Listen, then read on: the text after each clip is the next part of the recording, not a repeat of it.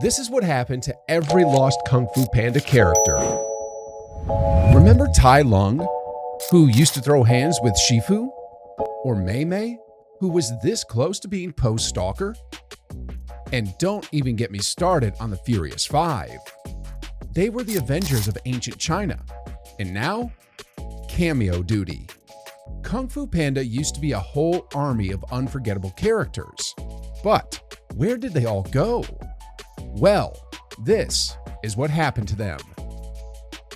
Starting off with the one and only, the villain with the most flair, Lord Shen. Lord Shen wasn't just dangerous, he was theatrical. A peacock with a high IQ, a massive ego, and a full-on cannon army. If Disney had Loki, DreamWorks had Lord Shen. In Kung Fu Panda 2, Shen was the real deal.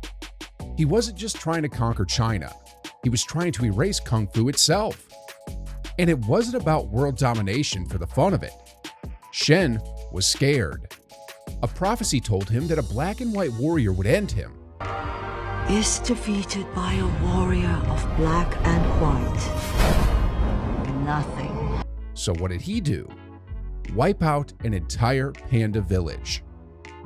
Shen stood out because he was tragic, insecure, and fully convinced that destiny could be dodged with enough firepower. I firmly believe Lord Shen killed himself while pretending to attack Po in the last moments.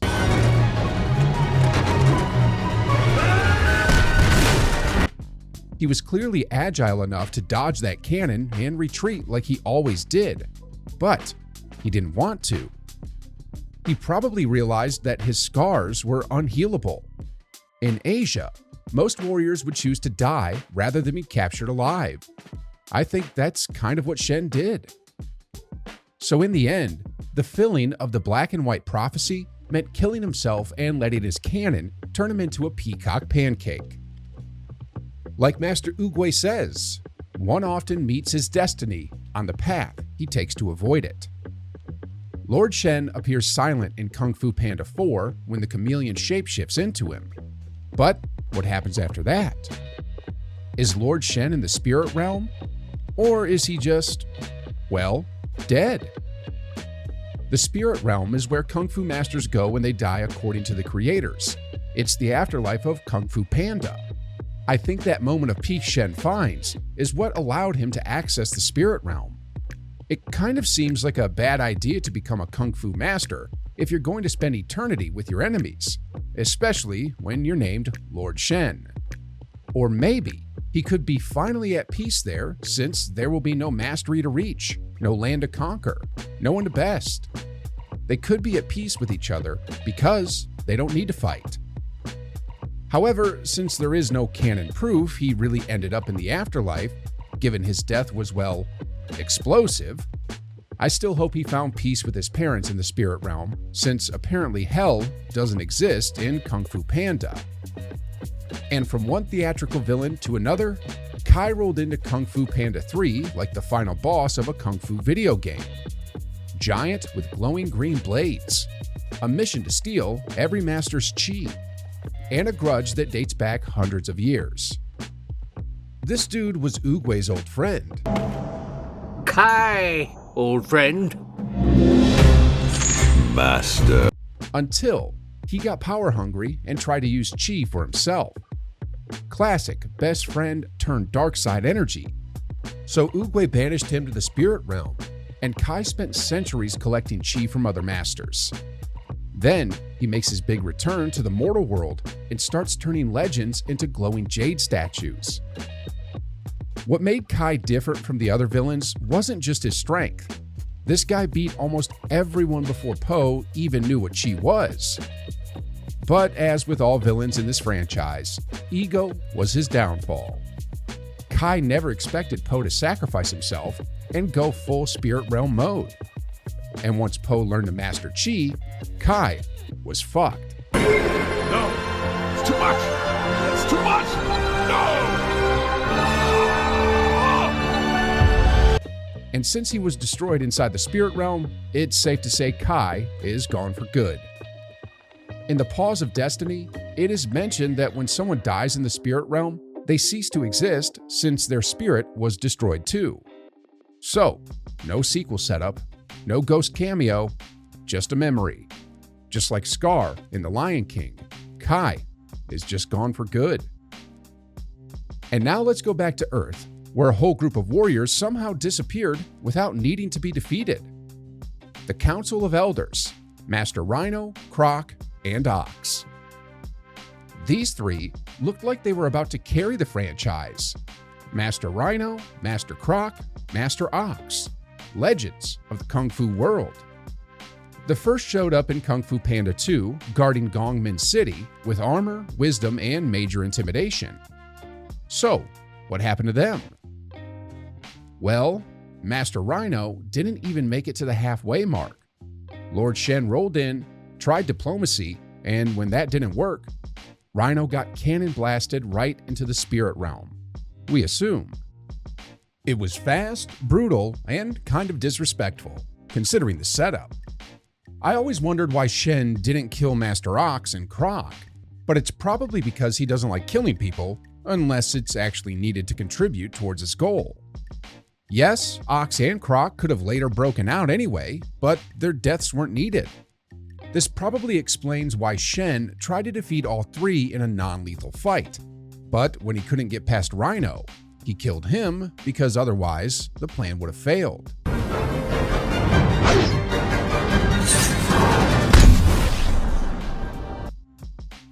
After Rhino's death, Master Ox and Croc basically become background decoration.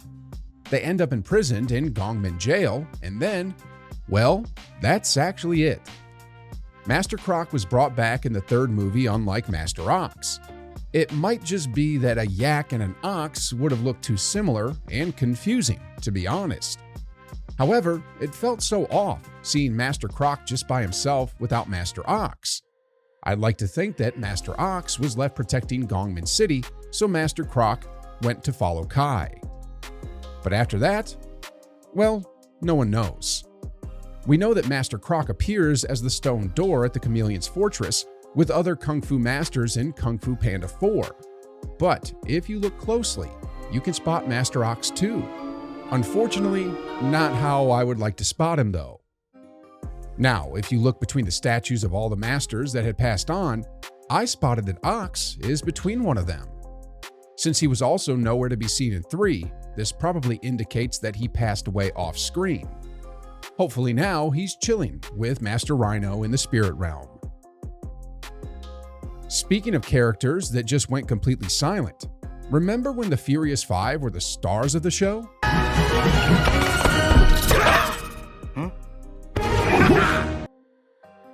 Tigress, Monkey, Crane, Viper, and Mantis. These weren't just side characters, they were Kung Fu royalty. They had their own scrolls, styles, and backstories. And in Kung Fu Panda 1, they were the elite squad everyone wanted to be a part of. Fast forward to Kung Fu Panda 4 and where are they, DreamWorks? Let's rewind for a second. In the first movie, these guys were the dream team. Po looked up to them. Tigress was the cool, stoic leader. Monkey was the laid-back goof. Viper had grace and power. Crane brought the chill vibes. And Mantis? Tiny, but lethal. In Kung Fu Panda 2, they went toe-to-toe with Lord Shen's army. In 3, they fought Kai's Jade zombies until they got chi snatched one by one. They were always in action. Everything he has created! Go!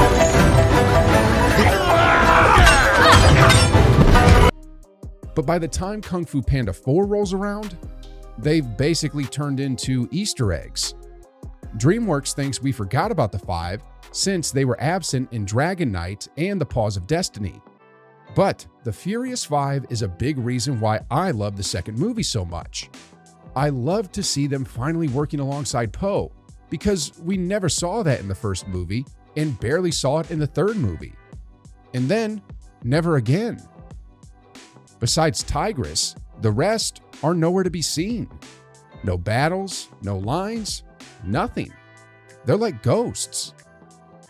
According to director Mike Mitchell, the Furious Five are off on their own individual missions in Kung Fu Panda 4.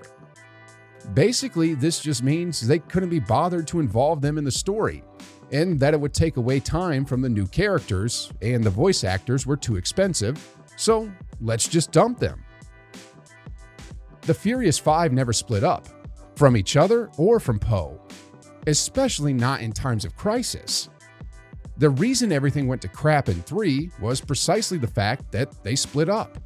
So I believe that all the characters, especially Po, Tigress, and Shifu, wouldn't agree on that idea. Am I just supposed to believe he just left them again? Well, yeah, no. Tigress watched her best friend almost die, twice. She also watched the rest of the 5 and Shifu turned into zombies, and the only home she knew was destroyed. She most definitely wouldn't be all for going her separate way and just leaving Po. So to answer the question, what happened to the Furious Five? Well, the truth is, they are probably out there, on some individual mission. A mission they might never return from. The next one is someone who saw it all coming, except her own disappearance. The Soothsayer from Kung Fu Panda 2 might not have the biggest battle scenes, but she hit just as hard with her words. She was blessed with the gift of second sight, and was the wise, no-nonsense goat who served Lord Shen's family. She even stayed behind after they were gone, hoping Shen could be saved. They loved you. They loved you so much that having to send you away killed them. She was pretty much his adopted mother and the only one who genuinely cared for him. When Shen returns as a power-hungry maniac, she's the only one who talks to him like a broken child instead of a villain. Her scenes with Po are calm, emotional, and deeply important. I never could have foretold what came next. Stop fighting. Let it flow. She helps him unlock inner peace. She helps us understand his pain. She was the kind of character who grounds a movie with real emotional depth. Was, indeed. At the end of Kung Fu Panda 2, after Po succeeded in defeating Shen and his army, the Soothsayer was last seen happily watching the fireworks with the rest of Gongmin's joyful citizens. And then, she's just gone. Not even heard her name. Nothing. Not in the spirit realm, not in flashbacks, not in dreams. It's like she faded along with her visions. I would like to think after mastering Thundering Rhino's passing, she resumed her position there with Master Storming Ox and Master Croc to manage Gongmin City like they were doing all the time. So she mostly resided at the main palace and became a civilian. Well, what's left of the main palace anyway. I always found the idea of the Kung Fu Council looking for a third head to take Thundering Rhino's place interesting for some reason. I would imagine they'd offer it to one of the Furious Five. At least, I would exclude Tigress from the options, since she's the least likely to lead the Jade Palace. So either that, or she returned to her hut for the rest of her days, spending time in meditation. Okay guys, who remembers Mei Mei? I am Mei Mei. Wow, she's amazing. She's so beautiful. You know, the one who looks like Beyonce and a confetti cannon in one. Introduced in Kung Fu Panda 3, Mei Mei was a resident of Panda Village and a passionate ribbon dancer. She was bold, outgoing, and completely convinced she was going to marry Po. Like, she planned a wedding in her head before even asking the guy on a date. She brought something totally different to the cast than we were used to.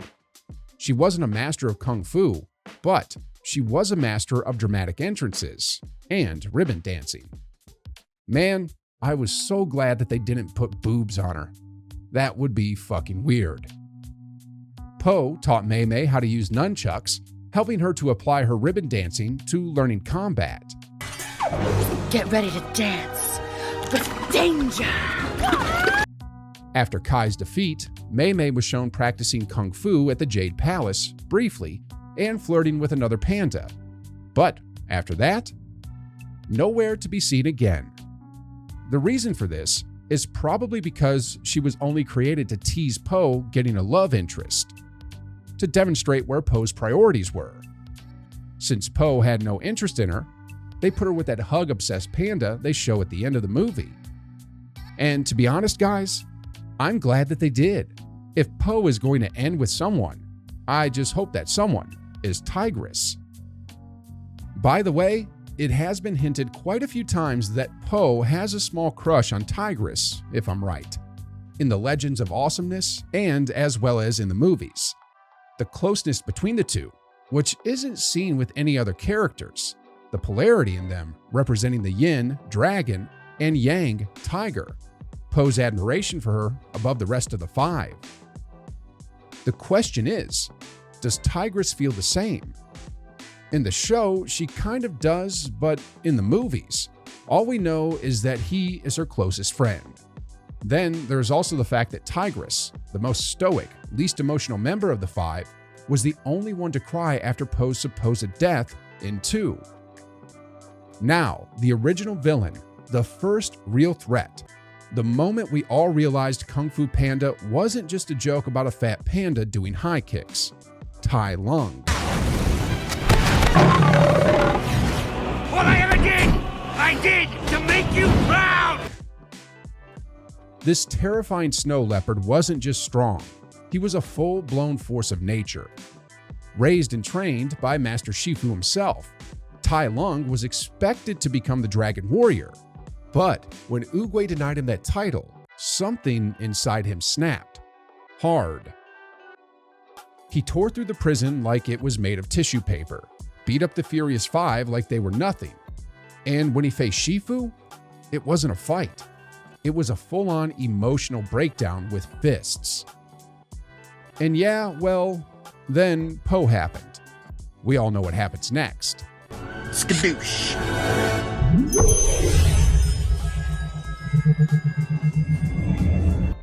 Po caught Tai Lung in the Wuxi fingerhold and sent this big-ass motherfucker to the spirit realm. The first thing I thought was, is he dead? Just defeated? In prison again?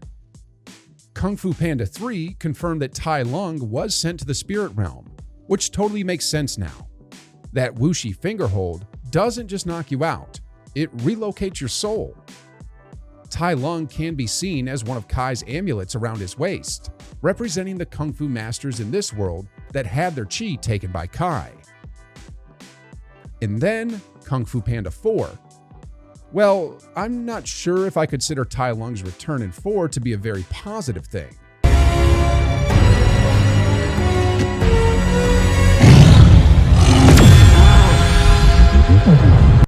While I'm glad that the original voice actor was back to voice Tai Lung, his redemption arc was just stupid. Totally wasted in my opinion. Yeah, okay, it was heartwarming to see that Tai Lung finally, and gracefully, accepted Po as the Dragon Warrior, and even bowed before him. But man, I was really looking forward to more screen time. It felt so dull to see how they just used him as a comedic joke for the most part. Even Shifu wasn't involved in the story. There's a rumor that they cut out an emotional scene between them because of the higher-ups meddling. What an absolute waste, and the biggest missed opportunity out of this film. They just dropped the ball with so many characters. Tai Lung, like all the villains in the past, are actually a bit useless and play no real role in the story. Not really, right? Tai Lung is really the only objective flaw of the film, in my opinion. It feels like they just put him on the covers to advertise. However, if you ask me, I'd say he fully redeemed himself when he took the chameleon with him into the spirit realm. And of all the Kung Fu Panda villains, Tai Lung is the only one who is worthy of redemption. Not the chameleon, Kai, or especially Lord Shen. No, Tai Lung. He deserved better in his life than all the trauma and vengeance he went through. So, what really happened to every lost Kung Fu Panda character? Whatever the reason is, whatever dangerous mission they might be on, these characters help build the soul of these movies. But, I guess, this is the way of Kung Fu. Some warriors stay, others disappear, and turn into legends of the past. That is why it is called the present.